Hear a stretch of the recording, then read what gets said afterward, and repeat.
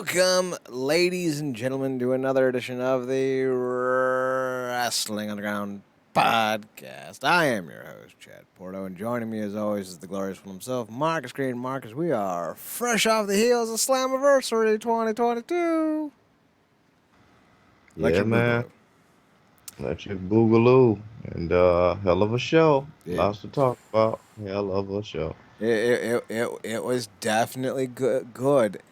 I would say that it wasn't like the last few years where we were getting huge surprise after huge surprise in terms of like debuts and whatnot.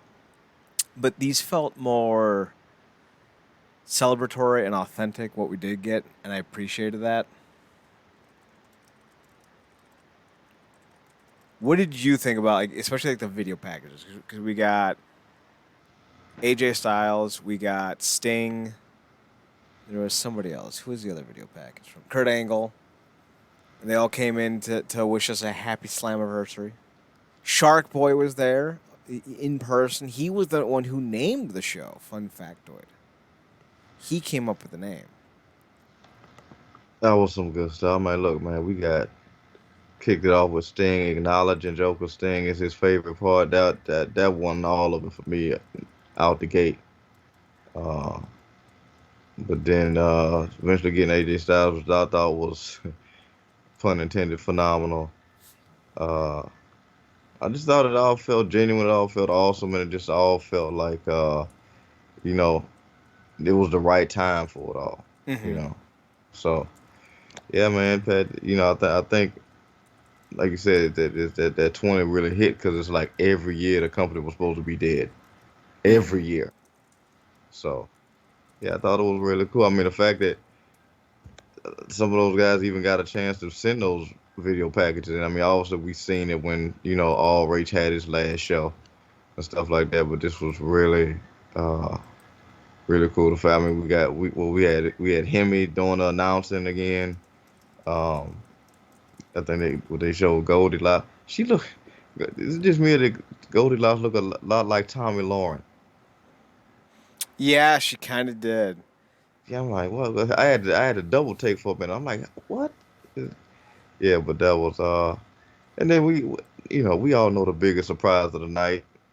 The longest, one of the longest booked things coming off this show for Impact, going back what 3 years now. I felt like you've been calling this shot. Nobody called that shot with a gauntlet longer than you have with this situation. So we, yeah, we got Davey, we got Chris Harris. Like, oh my, like there were like I don't. I missed the pre-show, and I was a few minutes late into the Ultimate X match, but I don't think we got Taylor Wilde, and that's kind of a bummer. We did get Gale, so like there were a lot of things a part of this show that I really did enjoy, but there were more. I wish we could have gotten Awesome Kong. I wish we could have gotten Jacqueline.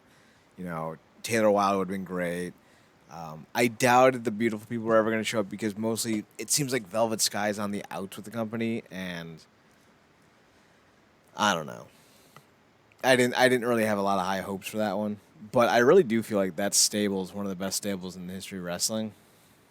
So,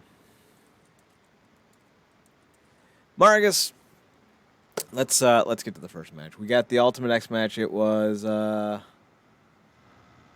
well, actually, we had Swan and Brian Myers. They opened up the show for the pre-show. Then we had Shark Boy winning the Reverse Battle Royal, and not Doug Williams. David Young was there. Slash was there. Chase Young was there. Shark Boy, and some dude named Shogun. So I missed that, but I'm gonna want to check that out here because that seems like a heck of a lot of fun. But the Ultimate X match was the first match. And after I think Swan and Shark Boy won the first two matches, the the first actual pay per view match went to Speedball, who was all the rage on Twitter. Thoughts on Speedball getting the title from Ace Austin? thought it was great. I felt like I kind of had mentioned that when we had went over the match once. Look, this, exhibition does their thing. They put the exhibition back in the spot, classic spot to kick off the show. Instant highlight reel. That's what this match was. Always got to tip my hat to these guys every time we talk about stuff like this. Like for them to do what they do with as many guys that be in these matches, and for it to come off as smooth and crisp as it does, and just the insane way that just always represents the X Division style, it's no small feat. Um, so I always got to tip my hat to those guys. They are the best of the best. And if it wasn't gonna be my boy Trey, I'm glad it went to Mike. You know, Mike is tremendous, and even Jitsu. Like Jitsu has a preference for the darker shade. So when they and shout rep, out to Kenny King. yes, shout out Yeah, to Kenny King. So when they start repping someone who is of the photo negative variety, that is a huge testament to their talent. And they're like, man, where's Canada been hiding him? And I'm like, guys, yeah. he's a bartender in the country. He's like, no, On, Canada just on, didn't want to, share. only criticism again. And this goes back to the last time we talked about an X Division, an Ultimate X match. Somebody go beat the real genius, and somebody go come out there with gloves. What's going on, man? Come on. Did we get anyone this week doing that? Nobody did it. Kenny King had his hands taped, but that's normal for him. Um, Mm-hmm. but nobody else. I'm like, come on, man. Like it's the easiest thing. But I mean, I think it also came into play a little bit. Um, and it worked towards his strategy that Mike's strongest part is his legs. So of course he won the way that he did. Um, and the other wild, I guess, hiccup was like, I guess the way that he won because it was a cool pose on top of the X, but it's like you gotta drop down for y'all ring the bell, right? Because y'all just said the whole point That is you have. happened twice though. Did you? Yeah. So yes, Speedball is supposed to drop, but then later on in the Queen of the Mountain match, they said that Jordan Grace had to hook the belt, and she just pressed it with her hands, and the ref's like, that counts, even though it's not hooked. Like she's still holding it on the rung, and I'm just like, all right, you know, that's fine. That's like I'm not gonna be the one to argue with her. So let's talk about the next match. Rosemary, Valkyrie defeating the Influence. I feel like this was like, with the exception of the tag title matches, which the men's tag title match, which I didn't see a good winner in that duo. I feel like all the quote unquote good options won. Like Bailey is truly, in terms of style, heads and shoulders above everyone in the company. He's just so unique, and that uniqueness is a huge selling point. I rave about that. That's why Danhausen is so over. He's unique. Orange Cassidy's over because he's unique. Darby Allin isn't unique because a lot of people do it, but no one does it to the severity that he does it. Like, I'm surprised the man, I think he's like 26, doesn't already have a walker. Like, I'm surprised Jeff Hardy's like, bro, you need to chill.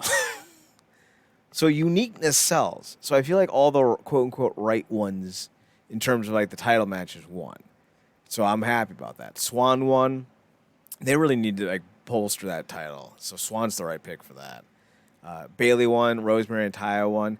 It wasn't the best match, but seeing Madison and Taya back in the ring, even though Madison's been back for a while, for the 20th anniversary, it's just loved it. It's good stuff. Do you think Rosemary and Ty were the right ones to go and get the belts? Absolutely. I just wish more on commentary, and shout out to Hannafin and Ray Walt. They kind of kept trying to. They went back farther than I think they needed to. It's like that Rosemary and Ty is more recent history because when they get to the end of the match, they putting their heads together and stuff. I'm like, their recent history. Obviously, when Taya debuted, it was against Rosemary and she beat her. But they acknowledged that in the doggone Wrestler House. Um, I'm sitting there like acknowledge the recent history when they were tagging and Taya was forced to leave due to that crazy wacky legal storyline with old boy with Bravo. Um, but they were killing it as a tag team before she had to go. So it was just great to see them back together. And I was hoping because Taya's been having this crazy good run because I just watched her on the Always Ready show. Um, and obviously she's doing stuff, great stuff in AAA. But it's cool to see the run she's having and the fact that her coming in has now gotten gold back on Rosemary as a result.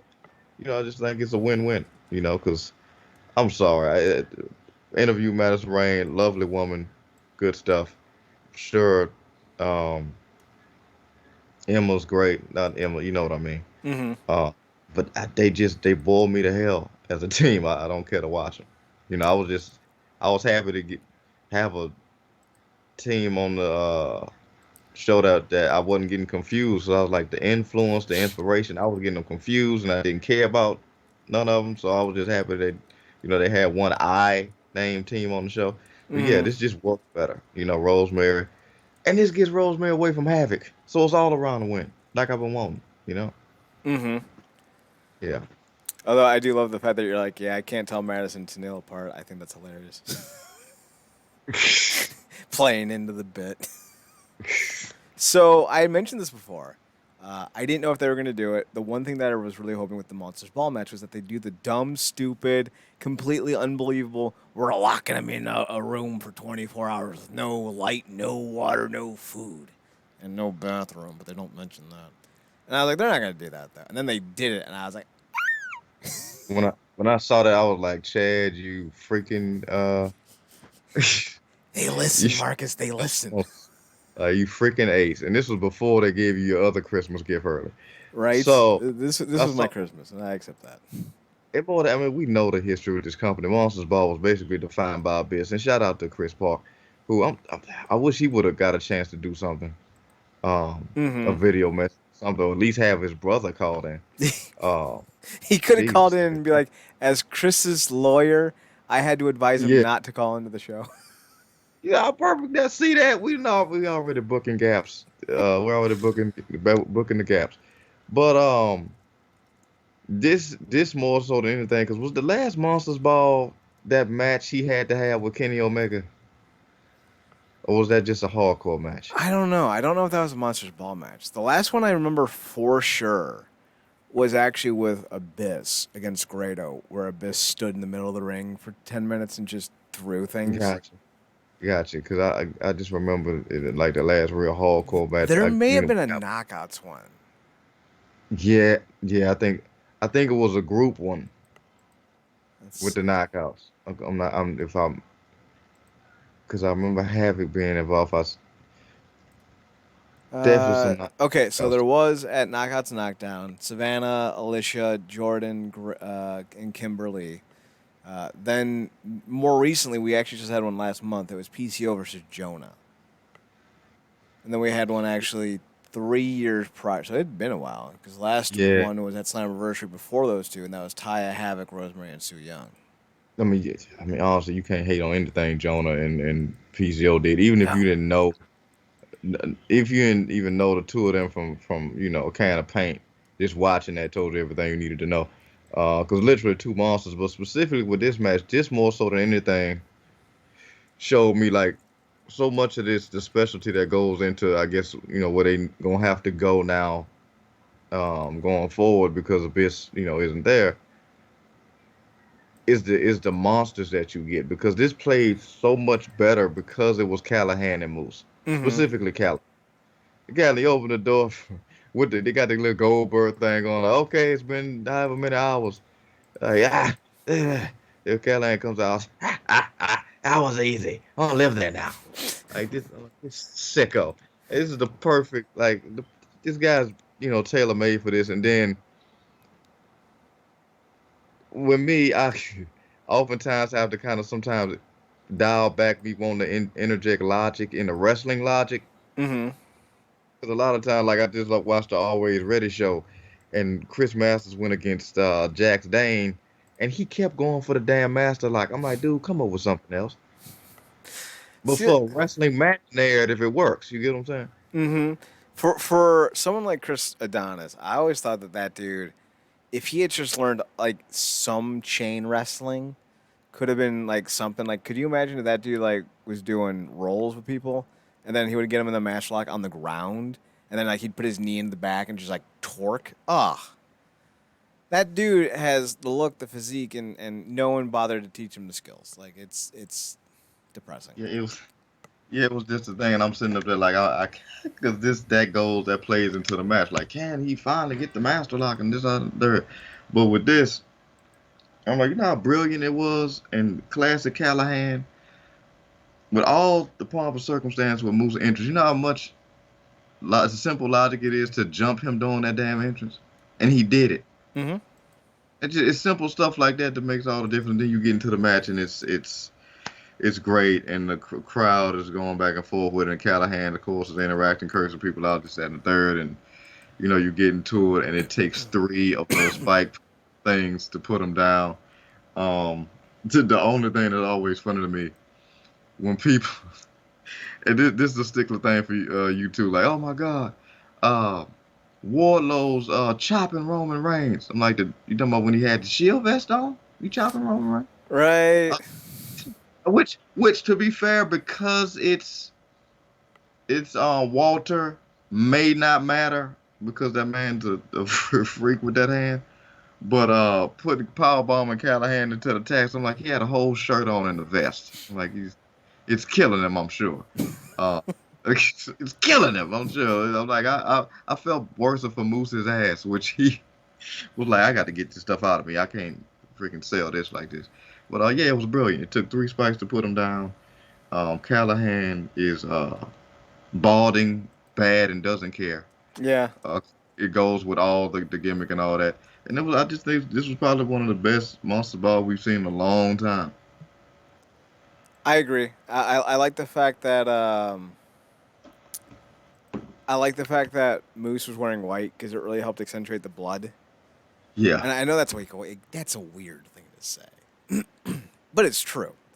It was a really solid match. It was the first of what I like to call kind of two callback matches because there was a lot in this match that we'd seen quite a bit in terms of like spots, and I feel like that was deliberate. Now it may have happened in the Queen of the Mountain and in the Ultimate X match, but I saw it in this match and really it hit home in the main event, and that was clear and obvious what they were doing. But I felt like there was a lot of homages and a lot of callbacks, especially like with the tax, because that was like a business thing. And if I remember correctly, didn't Moose hit a black hole slam? Or is that just Eric Young? It might have been there again. I have to go back and watch it, but I got to go back and watch it because apparently Moose took a nasty bump through that timekeeper's table, and I had missed it. But shout out to Impact. They got a lot better with the replays this time around with stuff. But yeah, I don't exactly remember a black hole slam, but there's definitely some good stuff. Well, it was good to watch. I'm sure it was terrible to feel. Yeah. Sammy gets the win. Could have gone either way on that one. Tag match was whatever. It was the disappointing part of the night. Although, even though the Good Brothers won, the best part was seeing Chris Harris and James Storm come out. It's good to see Harris back in wrestling. He popped up a few weeks ago on Impact. I think he showed up to save Shark Boy, and he made a reference that he was a trainer now. So I think that's fantastic. I love that because he went through some dark times for a while. I think he got sick for a while. So like to see him now, he was always one of my favorites, and I was such a big fan of his, especially in like 2007. I was like, this dude's a world champion. Like I want to see this dude so bad. Boy, that didn't end up happening. Although I Braden Walker, greatest wrestler of all time. I'm just saying. No man, I was this is such like you said the tag match. It's two teams, ton of respect for what they do, but ultimately just don't care. For us there was no good winners for this because one team's like is not technically the Impact team, and the other one is, but doesn't feel like the Impact team. So the belts are the ones who suffer here. Ultimately, yeah, exactly. So, but when you get to the end and you see Chris Harris, I know you and kudos to you for being such a long time and continuous champion of Chris Harris, and him getting work and coming back and representing AWA and TNA, and James Storm because I thought he was gonna be the fifth man. Mm-hmm. Um, I thought that was a but possibility too. but this was just a great moment, and shout out to the teams, man. Regardless of how we feel about the teams, man, because he was like, look, man, this is continuing on the path of legacy that we built. You don't talk about teams without talking about AWA and all that. So and then the whole thing they said we wasn't gonna be here, 6 months, let alone 6 years, and now we celebrating 20 years of all you haters. Sorry about your damn luck. This great. So yeah, that was another great moment. Someone said that they're reuniting for a match on the Indies, Harrison Storm. I don't know if that's true, but I'm hoping it is because I'd like to see. Harris has got to be pushing 50, but I'd like to see what those two can still do, especially as a tag team. Would you I know it's already happened, but I mean it is if they can hold out and keep things going. Would you put the two of them in the Crockett Cup? Yeah, you know, I with Harris, you can tell he's not back. He's still a bit bloated, still a little overweight. So like, I don't Yeah, know what he is still, but like, yeah, look at Trevor Murdoch. You don't need to be fit to be agile. It's like if he can still move, then fantastic. yeah, yeah. And freaking wasn't I think Doug Williams was in the middle of a retirement tour before he got linked up with Harry, and now they're the tag champions. So Yeah. So definitely a lot going on there. Let's see. We got the Impact Originals. They defeated Honor No More. We got Shelly, Sabin, Kazarian, Aldis, and Davey Richards back, taking on Eddie Edwards, Matt Taven, Mike Bennett, PCO, and Vincent. Now you mentioned before about how they had the replays done up right. There was a moment in this match when Davey and Eddie finally squared off, where they were pulled back to do a replay of a spot that happened like almost a minute prior. And I'm sitting there going, "No, this is the spot. What are you doing?" But thankfully, they closed in on the shot before they got too involved. So I was happy about that. Davies back was great. Nick Aldis's promo was fantastic. What did you think of this one? loved it, man, loved it. I'm actually digging what they're doing with Honor No More. That whole thing. I mean, and shout out to the cameraman for the camera work with Maria. Because that's where the talent truly is displayed in a situation like this. But yeah, I don't know more was great, and then like you said in the tweet, Kazarian looks younger now than he did back when his hair was literally blowing in the wind. And he was freaking doing flux capacitors from off or something like the Ultimate X. Um, and shout out to the lovely Tracy Brooks who was at ringside with the OG or Hebner. Um, and the night. But yeah, this was just great, man. Like the whole world, and I hope this kind of leads to something because again, we kind of called it like, what if they bring Davey back? And of course, you got to have him come out to Force of Nature, and they did it. And shout out to Dixie. Didn't expect Mm-hmm. to, see, but how you gonna do a show and not bring Dixie? Nice to see her, upright, standing tall instead of being dragged by racist across the freaking map. Oh, so it's just great, and the crowd love to see it too. So Mm-hmm. it was all good, man. Some really just really cool stuff. This was another one of the coolest moments of the night, man. The thing is, I think Dixie's still a minority owner too. Yeah, I think she still has 10%. So like that wasn't unexpected. I actually wouldn't mind seeing more Dixie. I was never that. I was never really anti Dixie. It got to a point where I knew she had to relinquish the company because like she did good work when she was in charge because she was in charge of the company from 2005 to you know 2014 2015 or so, and if it wasn't for her deferring to Hogan in 2010, like she would have been fine because she was relying on Jeff Jarrett and she was relying on Bob Ryder and she was relying on Dutch Mantel a lot, but the company was going. So yeah. It's and people, it's easy to lob all that blame on her because she was, you put the blame on the face, even though if it's not necessarily all the lead they feet. Because she really, if I would imagine the hell she had to go through behind the scenes, because I remember that uncertain time when, it really did feel like Impact was coming to an end when they couldn't find a network. mm-hmm.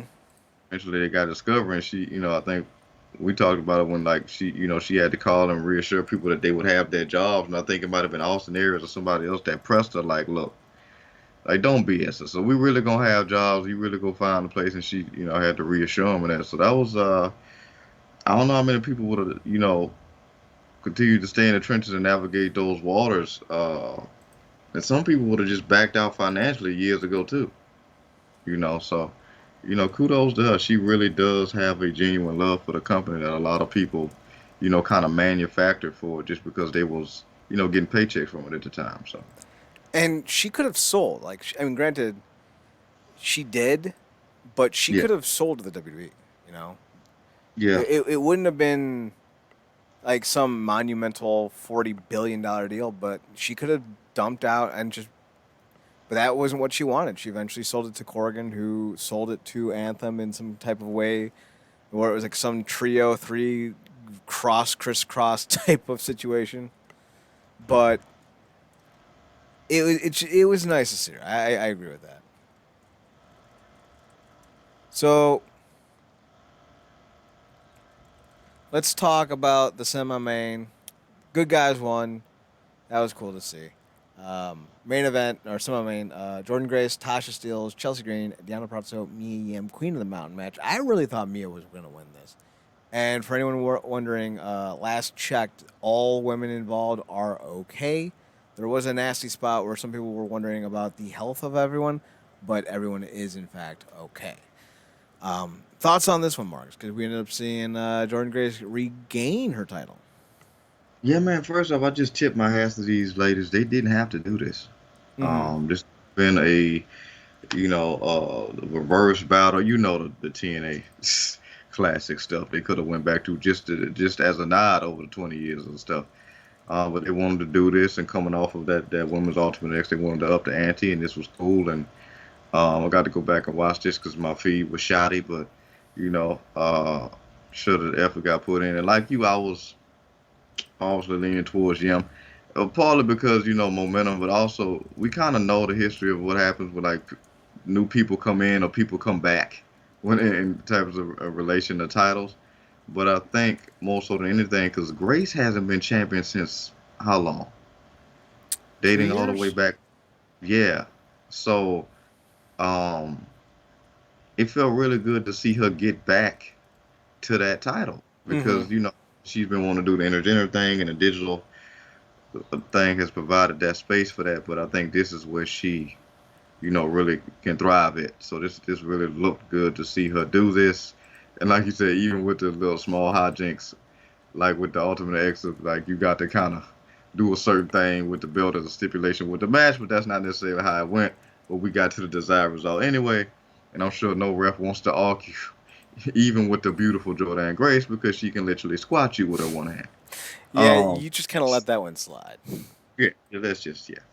Um, so it was real cool to see, man. Um, yeah, shout out to like you said, shout out to the women, man. I'm glad nobody got hurt because it's easy to just fracture something in a regular old smegular degular match, but to do something like this, I'm glad everybody's cool. That takes us to the main event, and of course, this was a smorgasbord of callback moments. We had the Jeff Jarrett stroke, we had a Styles Clash, a Black Hole Slam, Samoa Joe Uranagi. Oh, what was the other one? Young hit a few. He used a guitar, but there was one more. I can't remember what it was. There was an angle slam at some point. I think Yeah, Alexander hit that on to Doring. I think. yeah, that just tracks. That's a great way to do it too, man. If we couldn't, because we saw that in the G1 too. I think that was that year with Goto and Omega. I want to say Mm-hmm. when that was final, so that was cool. And Goto did a lot of callbacks and stuff, but yeah, this was great. Look, obviously, we could have, put figure like we could have booked a better, more main attraction opponent. But EY is somebody. EY is another one. You mentioned the company, you go out to mention EY. Dating back to all the stuff that he did, even Super Eric Young. That's a thing. So yeah, I knew it was gonna be a great back and forth, and it was. And obviously, It went the way that it should have went, and yeah, man, Alexander continues to do his thing. You know. I think Eric Young was the right choice for the vibe of the show. Like as far as an attraction, no. But with it being such a celebration and Young being there since I want to say late '03, early '04, or maybe mid '04. Granted, he did leave for WWE at some point, but to see him do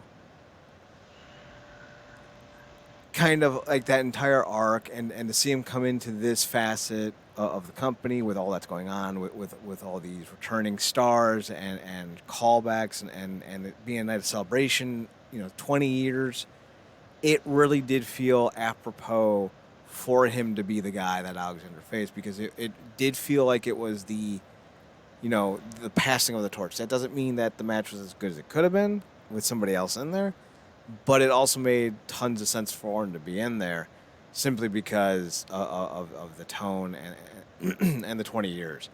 Um, so the question now kind of shifts focus to where do we go here from here with Alexander? But Jitsu was saying they want to see Ace Austin or Bay take it off of Alexander.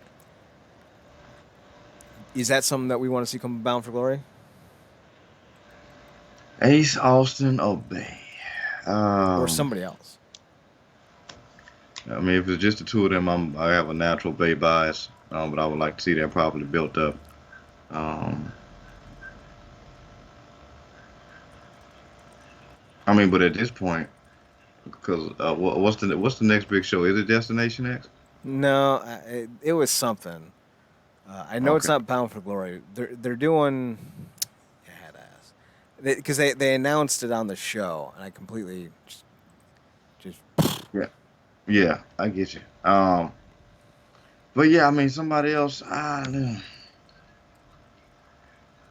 we talked about it. I mean, you got Edwards. You got potentially Davey back. You got Callahan. You got names in there that you could kind of squad up with them. So, but I think that might be actually more geared towards people wanting to see more of that those younger guys come up and get it, which I get.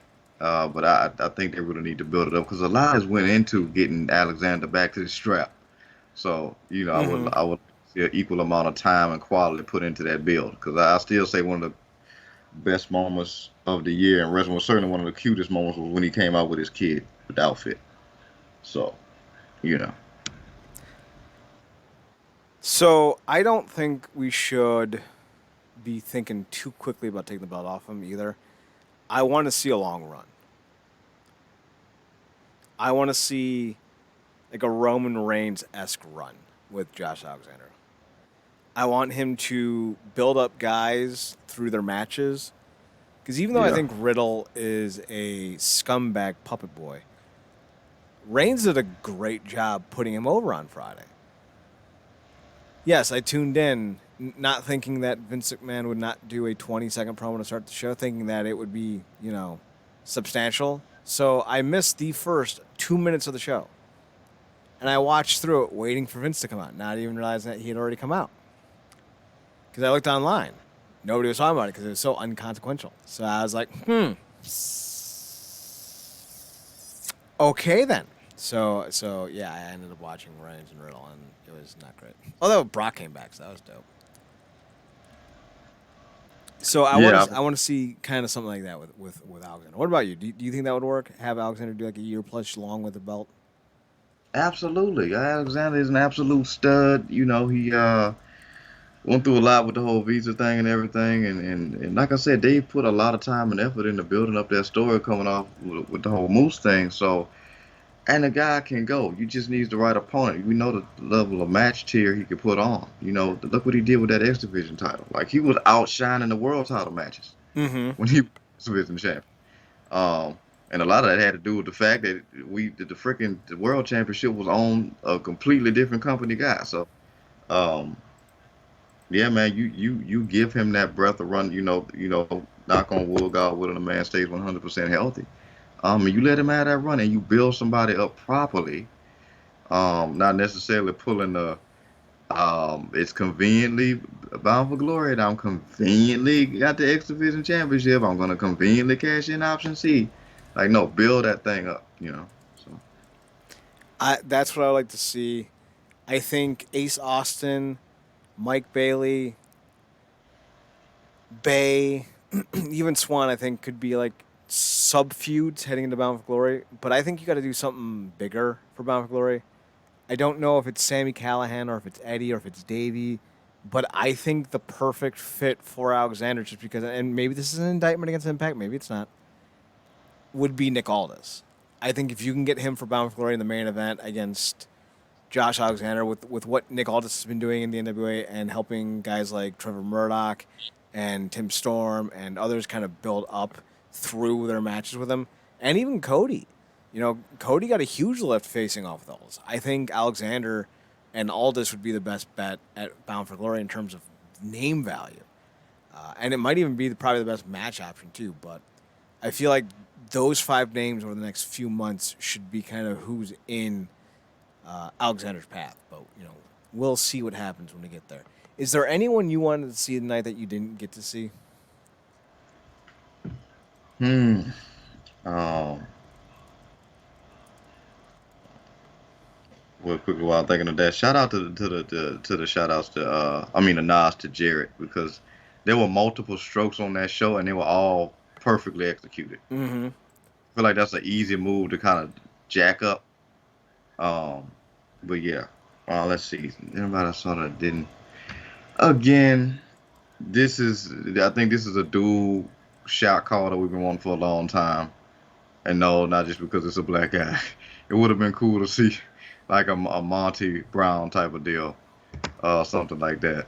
Um, that would have been cool. Also, would have been cool. Speaking of people, well, I guess WWE kind of loaded up their leniency with AJ Styles. He got all the thing. It would have been cool to get a quick K quick pop in. It's, it's a quick, it's a K quick. I mean, come on. He walks in. AJ, come on. Loki's waiting for us. Ron? No, it's K. K quick. Ron, it's been 20 years. You're not K quick anymore. And he just looks down at his gear. Oh, man, not again. It's weird because talk about another person who hasn't aged. It Right? would have been to come at you just the video starts up as an empty chair and then you just hear it in the back getting rowdy. You just he come in with his little the dance and all the swag and everything. That would have been cool. But no, like I said, besides him, K Quick, Abyss, and the Joseph Paul thing, I think would have been brilliant. I wish they would have thought of that. Um, I can't really think. They honor Gail. I Mm-hmm. think they put Kong in the thing. I'm sure she didn't wasn't necessarily necessary, but I mean, like I said, I think Styles kind of took the cake for me because I just didn't think it was gonna be allowed. I mean, it was right, only right that they did it, but I just didn't think they'd pull it. So that's about it for me. Like you said, we got Shark Boy. We didn't get any Steiner math. I don't know how to. That's not necessarily tied with Impact, but it's the most infamous version of it. But yeah, it would have been cool to see a graveyard of the people that were buried via funerals, factions. That would have been cool.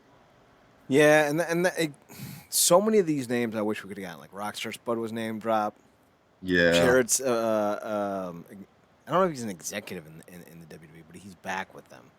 But there's so many options and guys that would have made just perfect sense if they were free. But I yeah. also feel like some of these names would have been better if they were free and coming back, not just showing up for a cameo. So hmm outside of maybe Taylor Wilde, who was still on the roster, I think, because I haven't seen her in a little while, and maybe Kong. Like I want to say low key, but like he's kind of a douche. But not seeing Daniels and Skipper, I think, was another one because that would have been awesome. And who knows? Maybe these were calls that were made. Like maybe they're like, yeah, we're gonna go, full tilt here. But Yeah, I mean, like I said, I'm so glad they kind of separated themselves from AEW, which is weird saying that because we actually got Kaz here, but Hmm. it would have get something from Joe too. Which there was a lot of talking about him because I think this is the anniversary of his debut in the company. Um, Yeah, I think was 17 years ago. yeah, this week or something like that. So that would have been cool, but maybe that just wasn't. Maybe he didn't pick up, maybe didn't want to do it. I don't know. Maybe they didn't reach out. So. Yeah, it was the to the day, June 2005. He debuted by defeating Sanjay Dutt. That was one name I'm not said I didn't see. Some guys don't need to come back. I kind of just man when he said on commentary we don't say the word fat in our house. I just wanted to punch him so hard. He's so. Ugh. He'd be the guy that I would beat up on every day. Like, Talking about that. yeah, he's just ugh. That's, uh, Because apparently saying someone's fat is insulting. No, it's not. It's a description. it's specific if you piping in when Steiner said You're fat. You cannot get away with calling people fat half breeds anymore. You can't. Scott Steiner would not be politically correct anymore. Every time he called, like, even in 2006, when Steiner would call Joe a half breed, I'm just like it. I'm sitting there going, "Whoa!" Like, oh man, that was always one of those. Like, I'm like, you can't say that, Scott. Uh, Oh man. oh, jeez. So, any final thoughts before we head off for the night?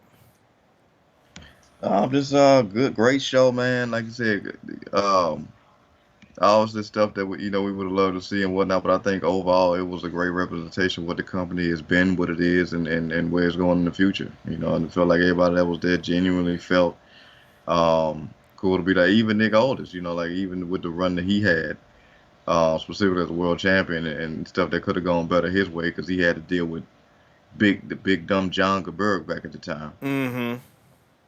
And how that ended. Even he had to acknowledge, like, I wouldn't have got the opportunities I did. Dixie, Dixie treated him like a diva. She picked him like he was a diva and Mm-hmm. brought him into the company. And then, everything he had to go through to become the Magnus that we knew. And now, obviously, he's had this legendary run as NWA champion, but none of that would have been possible if you wouldn't have, went through TNA. So I'm glad he acknowledged that. But yeah, this was, this is what Slammiversary is supposed to be. And this was a really great and excellent show, and I'm glad we got it. I really do feel like we're gonna get more Nick Aldis. I feel like he's done in NWA. He signed a 1 year extension. I don't remember when, and just he's not the champion. He's not even near the belt anymore. And I just feel like he's being phased out on purpose. And I feel like Mm. that's happening for a reason. Now, whether or not any of that is true, we'll find out. Like, time will tell. That's just a theory. But I'm thinking that it could very well be happening. Because I feel like he's not happy with the growth of the company. But that's an assumption on my part. I don't have any knowledge. Plus, got to see James Mitchell. So that was pretty dope. I'm glad he came back. I hope he comes back for more. Because he's hilarious. I love him. So much lineage going back with that, him and obviously I think the Judas Messias of it all and all that and all the undead realm stuff. You can't do stuff without acknowledging James Mitchell. So yeah, it's Oh, wait a minute. Speaking of people, did we get any ODB? No, we did not. Not that I'm aware of. Hey, don't think about that. I'm like, well, what was freaking OD? That would have been cool to see a ODB Eric Young crossing backstage in just a a weird way. Anything. Yeah, one of the most epic weddings in the company's history. Probably the most. Well, I do kind of like the Bully Ray wedding just because of like the shock value. Mm-hmm. So like, I get that. That one was probably my favorite. Anything else? Because I just checked. There's no other news. No, that's about it, man. R.I.P. to The Hebners, yeah, the or Hebners. Dave Hebner and Tim White. Yeah, Dave Hebner and Tim White and oh, one more thing I wish they would have did. Did they cause they talk about past voices of TNA. Did they acknowledge our boy, man? Striker? No. Oh, not Striker. Our pay-per-view god, man. Which one? The guy for the voices who used to do the Oh no no uh no no! They did not. They should have though. Would have been awesome. Would have been awesome. All right, we'll be back tomorrow. We'll talk more wrestling news tomorrow night. Twitch.tv/wrestling underground. Be sure to tune into the website at realnerdcorp.com. We're on Twitter at NERDCORP. Marcus, you're on Twitter at ParadoxKid, PARADOXKID.